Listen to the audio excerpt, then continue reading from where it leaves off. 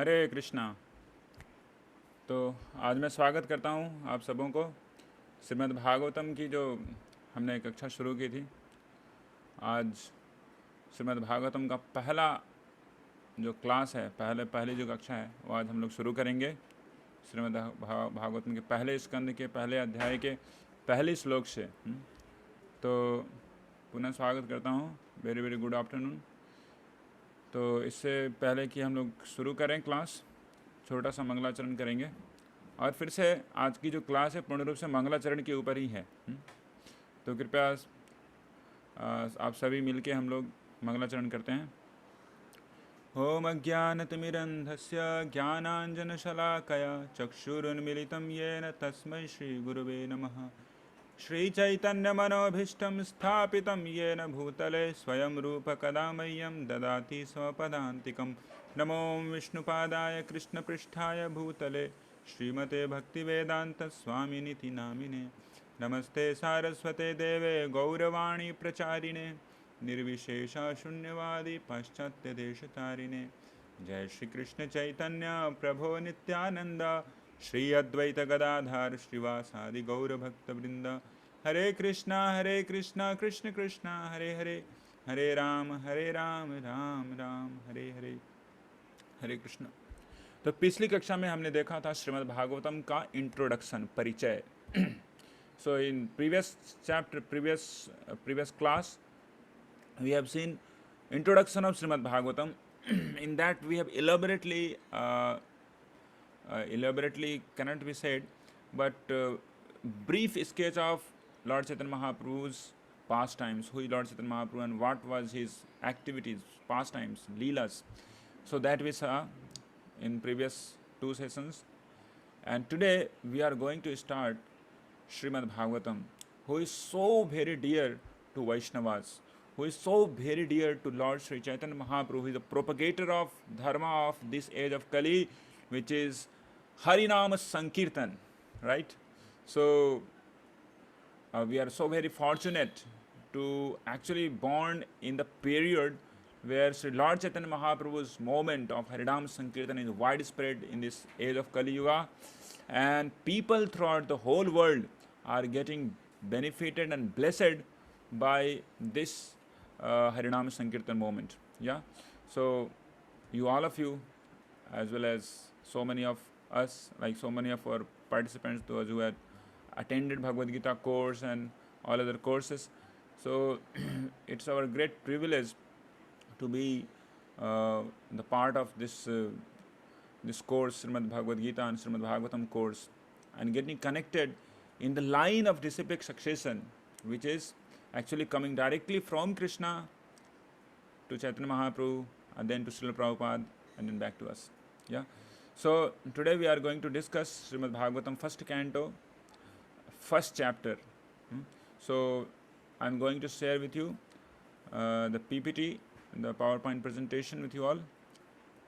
Hare Krishna. So here it go. So yes. So we are going to have Mangala Charan, the invocation of Srimad Bhagavatam. So before we start anything, we have invocation, auspiciousness, to to establish auspiciousness is very much important, because unless we are made up our mind that we are going to do or hear or speak something very very special subject matter, which is actually nothing but the narrations and pastimes of Supreme Personality of Godhead Krishna, right? So let us first see who is Srimad Bhagavatam. This particular sentence is quite very interesting. Who is Srimad Bhagavatam? Instead of telling what is Srimad Bhagavatam, because Srimad Bhagavatam is well known to be as a book. But here, rather of speaking what is Srimad Bhagavatam, our topic of discussion is who is Srimad Bhagavatam, right? So Srimad Bhagavatam is a book, of course, having 12 cantos, 12 skandha, and with 18,000 slokas. So there are some 18,000 slokas in Srimad Bhagavatam. So this is the book. But this book, Srimad Bhagavatam, is Supreme Personality of Godhead Krishna himself. So Srimad Bhagavatam, this 18 canto Srimad Bhagavatam is none other than Krishna himself. So in Kali Yuga, Supreme Lord comes in three forms. He always stays. And the first form is Lord Jagannath, as I already told you before. Lord Jagannath Swami, who is situated on the seashore of Blue Ocean, Bay of Bengal. So he is directly Supreme Godhead in the wooden form. He is no deity. He is Krishna himself. Second, holy name. Whenever we chant the holy name, that means we are associating with Krishna directly. And third, Srimad Bhagavatam, the book. Wow. Krishna sadhamopagate dharma jnana divishaha dharma nashta puranarko dhunoditaha. So when Lord Shri Krishna has disappeared from the face of planet Earth, Srimad Bhagavatam has appeared. So one place Lord Krishna disappears, and to establish and to keep, to sustain dharma and jnana, Srimad Bhagavatam shines forth from another horizon to show the light to the people in this age of Kali Yuga. Those people are actually has forgotten the way out from unlimited miseries. The Srimad Bhagavatam is in 18 cantos, and Padma Purana mentions that what is these 18 cantos. So the first canto is one of the lotus feet of Supreme Lord Krishna. You see here, first canto is one lotus feet, second canto is another lotus feet. So Lord has two lotus feet. So then third canto is one of the thigh of Supreme Lord Krishna. Fourth canto is another thigh. Fifth canto is navel of Supreme Lord Sri Krishna. Sixth canto is also abdomen. Then seventh canto, we see chest as well as one of the arm of Krishna. Eighth canto is also one of the, another arm of Krishna.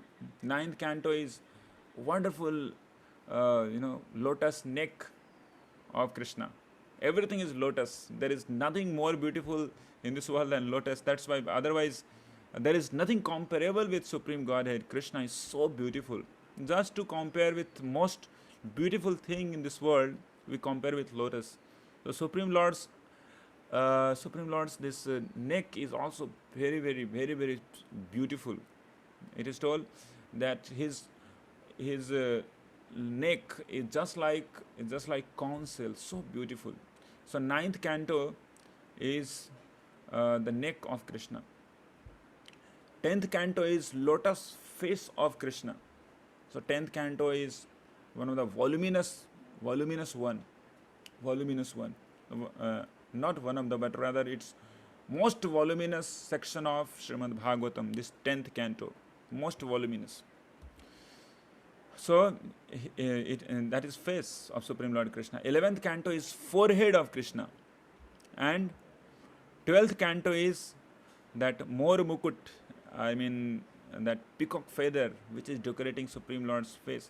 So here we see that when a genuine devotee approaches Krishna, he won't directly go and jumps to the lotus face of Krishna. He goes and see the lotus feet of Krishna. He first of all he meditates the lotus feet of Krishna. That's the way of seeing Supreme Lord. So that's why Srila Vyasadeva has compiled this book so systematically that one could understand how to see Krishna, the Supreme Personality of Godhead. First one should learn and hear Srimad Bhagavatam. And there are many so-called Bhagavatam reciters. They directly jump to 10th canto, to the lotus face of Krishna. That's quite offensive, because they have not yet prepared their mood, they have not yet prepared their bhava, they have not yet prepared the knowledge about Supreme Personality of Godhead, the nature of Supreme Personality of Godhead, how great He is. But they directly jump to the lotus face of Krishna and they try to get some type of knowledge from 10th canto. And because they have not yet prepared well, going all the way from first canto, second canto, third canto, so many times they start committing offenses, understanding Krishna's activities and pastimes to be like any other pastime like they themselves do, right? So mundane, they bring the supra mundane, the super transcendental activities of Supreme Lord to their own level because they are not yet purified. They are still in different modes of material nature, and because their eyes are covered with that film of modes of material nature, sattva, rajas, and tamas, they start seeing Krishna also in that through that film, and they misconstrue, misunderstand Krishna's pastimes. So many times the people they say, why Krishna is doing Rasa Leela and why this and why that. So before knowing that, we must know Srimad Bhagavatam from first canto. Then we really understand who is Krishna at first hand, right? So now let's start. Canto first, creation. So this Srimad Bhagavatam is compilation by Srila Vyasadeva. So chapter 1, we are going to see chapter overview. So this first chapter is divided into 3 sections. First, from first sloka till third sloka, the description of Bhagavatam in nutshell. Then setting the scene from 4th sloka till 8th sloka. Then we have 6 questions of the sages. So this Srimad Bhagavatam is a very wonderful dialogue between Srila Sutta Goswami and sages of Naimisharanya that I'm going to describe in further sessions. So these all are actually coming out from 6 questions. This whole Srimad Bhagavatam is nothing but explanation of the 6 most important questions which is asked by Shaunakadi rishis to Srila Sutta Goswami in the jungle of Naimisharanya. So let's see. The first sloka is very, very important. Very, very important. As I already told you, that whole Srimad Bhagavatam, whatever message is there, that's there in first canto, first skanda. And the whole Srimad Bhagavatam, what it discusses, is there in first chapter of first canto of Srimad Bhagavatam. And the whole first chapter is also mentioned in the first sloka of Srimad Bhagavatam. So whether we recite all the slokas or not, but at least we should recite this first sloka. It goes like this. Om Namo Bhagavate Vasudevaya Janmadiyasya to nayaditarataschthe swabhigya swarat tene brahma hridayadi kave muhyanti yat shurayah tejo vari mirdam yatha vinimayo yatra trishargo mrisha dhamna svena sada nirasta kuhakam satyam param dhimahi. So this first sloka is whole Srimad Bhagavatam. If we'll really understand this particular sloka in detail, then we can understand the whole Srimad Bhagavatam. Whole Srimad Bhagavatam could be understood just by decoding every word of this particular sloka. So, as just a matter of completing the course, we divided every chapter in 3 sections. But just to finish this particular shloka, it could take months and months together, and still we would not be able to finish that. So this is Srimad Bhagavatam. Every shloka is loaded with knowledge, loaded with emotions, loaded with relationship with Krishna, loaded with many meanings, many different types of tasteful meanings, right? So let us see what is mentioned in this particular shloka. So here this is the word comes Satyam Param Dhimahi, means I meditate upon the Supreme Personality of Godhead. So Srimad Bhagavad Gita is the science of God, of course. But after reading Srimad Bhagavad Gita, one must completely understand that Supreme Personality of Godhead, Krishna, is absolute truth. I mean, Krishna is the Supreme Personality of Godhead. his supreme Godhead. So that much should be understood. That's why Krishna tells that Sarva Dharman Prityaja. Then in Srimad Bhagavatam, there is no requirement of knowing Karma Kanda, Jnana Kanda, and all stuff, because he has already have discussed this in Bhagavad Gita.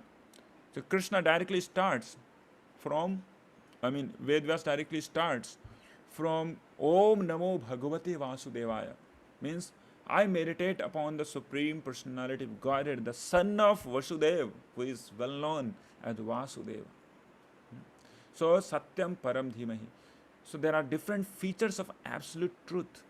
Krishna is absolute truth. Absolute truth means something which never changes, and who is origin of all. So, what are the traits, what are the different aspects of absolute truth that we are going to see? So, that is mentioned in this particular shloka. So, this is called Sambandha Gyan. So, 3 slokas we are going to see. So, first sloka is going to reveal us Sambandha Gyan. What is our relation with Krishna? Who is Krishna at first hand? Who is Krishna? Who is absolute truth? So, Krishna is Janmadi Yasayataha. He is primal cause of all causes, right? There is no further cause beyond him. He is cause of all causes. From him comes Narayana.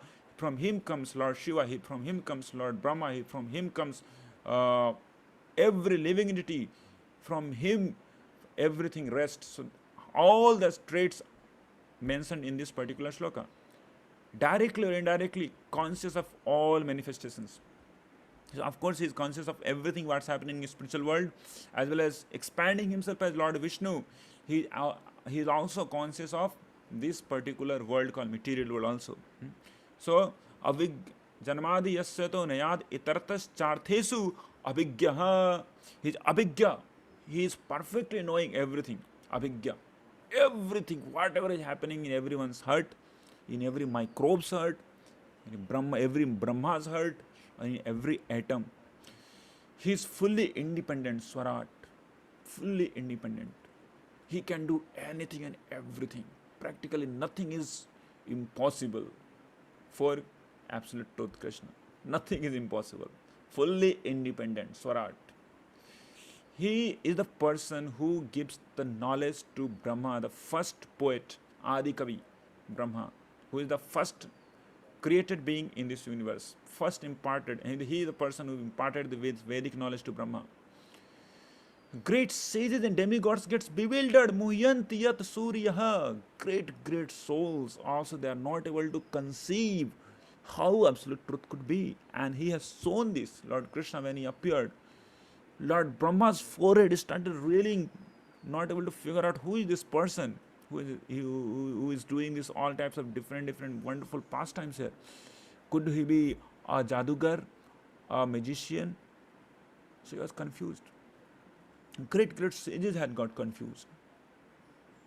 Like Durvasha, like Bhrigu, like Narada, of course, he himself always does wonderful pastimes with the Lord. He also gets bewildered. Forget about us. So great sages and demigods also gets bewildered by Krishna, because of him material world seems to be factual, and because of Krishna only this material world is actually very temporary. And this material world in which we are doing these all activities, which is not in relation with Krishna, is just like dream. Dreams, we do so many things. We feel hopelessly fearful. Sometimes we feel a lot of happiness in dream. But what is the value of happiness and fear of dream? There is no. But Supreme Lord's illusory energy, illusion, bewildering power is so powerful. His Maya is so powerful that he makes this world also to be factual. This world seems to be like factual. So he is Krishna, absolute truth. He eternally exists in his transcendental abode. Dhamna sada nirashta kuhakam satyam param dhimahi. So Supreme Lord is eternally situated. Krishna is eternally situated in his own abode called Golok Vrindavan. Yeah. So this is the absolute truth. So now in the second shloka, the process of attaining Krishna is mentioned, right? In the first chapter, first sloka, we saw that who is Krishna, that's called Sambandha Gyan. Then in second sloka, how to attain that Sambandha, how to attain how to attain Krishna, the absolute truth, that's mentioned. Dharma projita kaitavo atra paramo nirmatsaranam satam vedyam vastavam atra vastu shivadam tapatrayodamulanam Srimad Bhagavate Mahamunikrite Kim va parerishvaraha Sadyo hridavaruddhate atra kritibi shushrubhi stakchanat. So very, very powerful this sloka is. What does this sloka tells us? So this sloka tells us what, how and whom Srimad Bhagavatam is meant for. So this Srimad Bhagavatam completely rejects all different cheating type of religion. There is no cheating type of religion in Srimad Bhagavatam. It's perfectly 100% pure dharma in this Srimad Bhagavatam. All that dharma has been already kicked out in the end of Srimad Bhagavad Gita. Lord Krishna tells, Sarva dharman parityajya mam ekam saranam braja. Oh Arjuna, just forget about all that different types of dharma you are thinking about. Pati dharma, putra dharma, this all stuff. Sisya dharma. Just surrender unto me, just do whatever I am telling you to do, right? So already in Bhagavad Gita at the end, 18.66, Krishna has told that, forget about this. And Srimad Bhagavatam starts from where Srimad Bhagavad Gita leaves. Srimad Bhagavad Gita ends at just abandoning all that so-called religion, and Srimad Bhagavatam takes up from there. And that's why Srimad Bhagavatam is the book. Srimad Bhagavatam is supreme absolute truth, Krishna himself.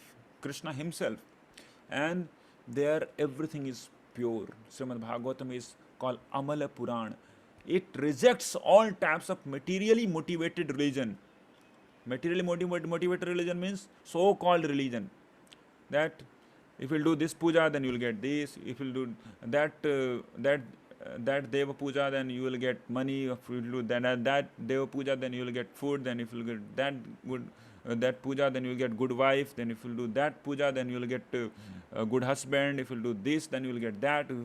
So these all stuffs are called materially motivated religion. And in Srimad Bhagavatam, there is no space of this all stuff. There is no space. So what makes the space in Srimad Bhagavatam? The highest truth. Highest truth. What is that highest truth? Saswatam. This is called Vastavam Vastu, which is always Shaswatam, the eternal. Vastav Vastu. Vastav means the highest truth. Vastava. What is truth? So this is called Vastava Vastu. There are two types of Vastava and Avastava. Vastava means permanent, Avastava means temporary. So people of this world, they take up different sets of religion to get most of an avastava vastu, or avastava means things which is actually not eternal or not permanent, temporary, just temporary, right? So that's why Bhagavatam has just kicked them out, and it's really only propounds about highest truth, vastava vastu. And this vastava vastu is understandable by whom? By devotees who are of pure heart. Pure heart. Vastava vastu atra shivadam tapatrayona mulanam. So this Vastava Vastu is distinguished highest reality from illusion. So Srimad Bhagavatam, if somebody reads Srimad Bhagavatam, he is not in illusion. He is out from illusion. Sivadam, this Srimad Bhagavatam is for the welfare of all people.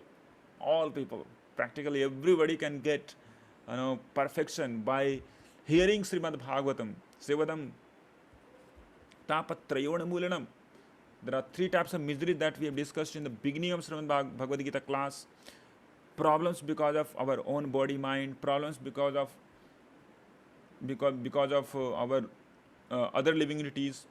Somebody steals, somebody fights with us, so problem because of other living entities, and problem because of natural disasters.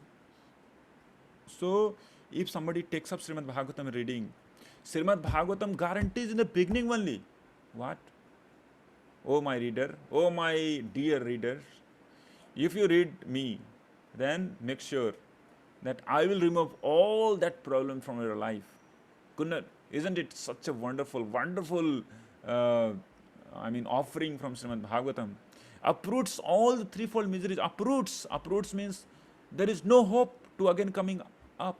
Like there are some trees. If you'll cut them from the between, if you'll chop them, it will grow again. But if you uproot them out, it will never grow again. So tapatrayon unmoolanam, all these three types of tapa, the miseries, that gets uprooted, right, by reading Srimad Bhagavatam. And this Bhagavatam is written and compiled by Vyasadeva in his maturity of God realization. When Srila Vyasadeva has compiled all that different literatures, even as he compiled Vedanta Sutra, still he is finding vacant in his heart. He is unsatisfied. So in that situation, his spiritual master Narada Muni comes and chastises him blue and black. He tells that what you have done, you have directed people of this world who are already into different types of nonsense activities, into doing so many different types of so-called dharmas. And what is the hope they are going to come out from this?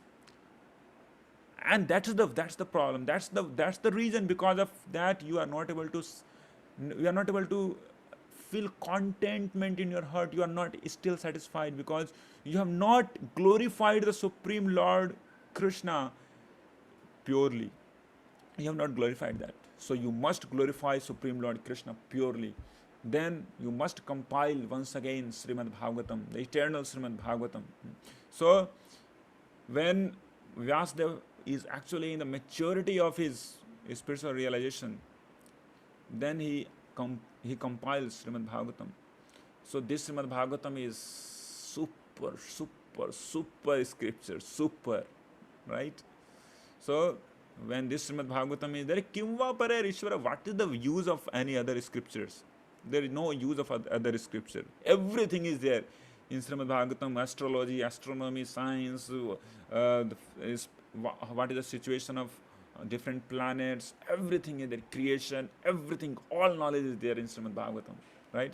The Supreme Lord is established within his heart. If somebody reads Srimad Bhagavatam with attentiveness and submissive way, submissive means very humbly, with service attitude, so then what happens? Immediately Supreme Lord appears into his heart. Supreme Lord makes that heart his own abode. If somebody reads Srimad Bhagavatam attentively, hears Srimad Bhagavatam attentively and submissively, the Supreme Lord gets established within heart. It's so amazing. Supreme Lord Sri Krishna gets established. Of course, in everybody's heart, Lord Krishna is there. There is no doubt about it.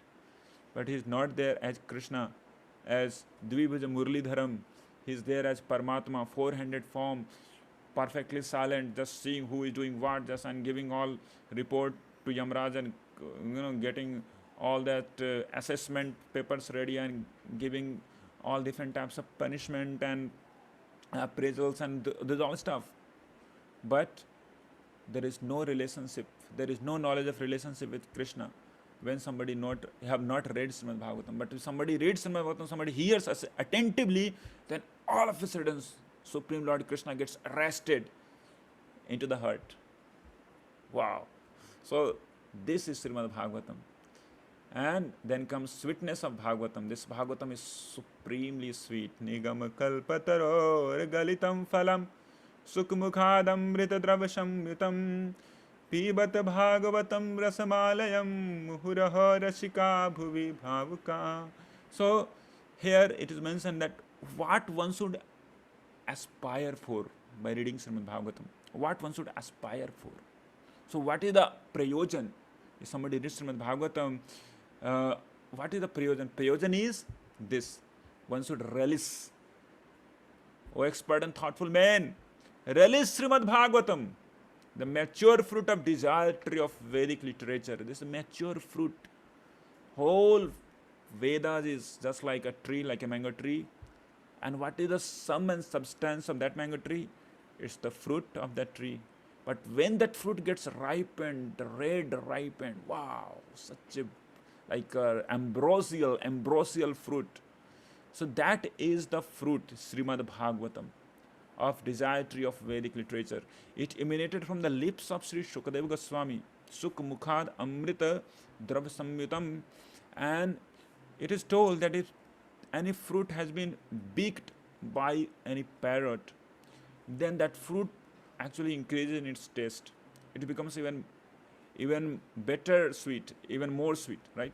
So it becomes more tasteful, although its nectarian juice was already relishable. Srimad Bhagavatam is not just something which is compiled just 4,000 years before or 5,000 years before. It is eternal scripture, has been sung, heard, and recited by all the great Mahajanas like Lord Shiva, Lord Brahma, Narada, etc. for time of yours. But just 5,000 years before, a special personality comes. His name is Sukadeva Goswami. Sukha means parrot, right? So when any parrot gives beak into a fruit, then that fruit is supposed to be like ripened fruit, right? And it becomes more tastier. So Srimad Bhagavatam gives the aspiration to the readers and hearers that, oh hearers and readers of Srimad Bhagavatam, relish me, relish Srimad Bhagavatam. So this is called Prayojan. So this is called Prayojan of Srimad Bhagavatam. So now we are here completing our first section of first chapter of Srimad Bhagavatam, the first canto of Srimad Bhagavatam. From next week, we are going to go ahead setting the scene of Srimad Bhagavatam, right? So today we saw that who is Srimad Bhagavatam. Also we saw in that Krishna himself, Srimad Bhagavatam is Krishna himself. We should read Srimad Bhagavatam systematically from first canto, second canto, third canto, fourth canto, fifth canto. So you can get with our coordinators Somasundar Prabhu, and you can get your copy of Srimad Bhagavatam if you don't have. And then we saw that how this Srimad Bhagavatam is establishing the Sambandha. What is the Sambandha? Who is Krishna himself? Who is absolute truth? Is Krishna himself. So all the different attributes of Supreme Lord Krishna, we saw that he is the origin of all. He is knowing everything. He is most independent. So he is knowing everything. He has a power of deluding people. I mean, he has the power to put into illusion of great sages like Brahma. So we saw that all that attributes are absolute truth, and that absolute truth, Krishna himself. Krishna means Dvibhujam Muralidharam Krishna, right? Then we saw what is the way we can actually get into the relation with Krishna by reading Srimad Bhagavatam. Bhagavatam, which is devoid of all types of cheating religion or dubious religions. So that is Srimad Bhagavatam. I'm somebody of the pure heart, whose heart is perfectly purged out from malicious nature of envying other or this all stuff. So that person releases that Srimad Bhagavatam. And as soon as he really hears attentively and submissively this Srimad Bhagavatam, Supreme Lord Krishna gets arrested into his heart and he gets bound. There is no way escape for Krishna. And then he comes to the perfection and he releases Srimad Bhagavatam. Pivat Bhagavatam Rasamalayam Muhur Aho Rasika Bhuibaka. Muhur means continuously he tastes the nectarian beverage, nectarian ambrosial nectar, that juice of Srimad Bhagavatam. So all of you are very most fortunate readers of Srimad Bhagavatam. I congratulate you all for joining this particular course. So remain tuned with us. If you have any question, comment, you can put in WhatsApp group. So we'll meet again next week. Hare Krishna. Granthra Srimad Bhagavatam ki, Srila Prabhupada ki, Gaur Premanande. Hari Hari Bol.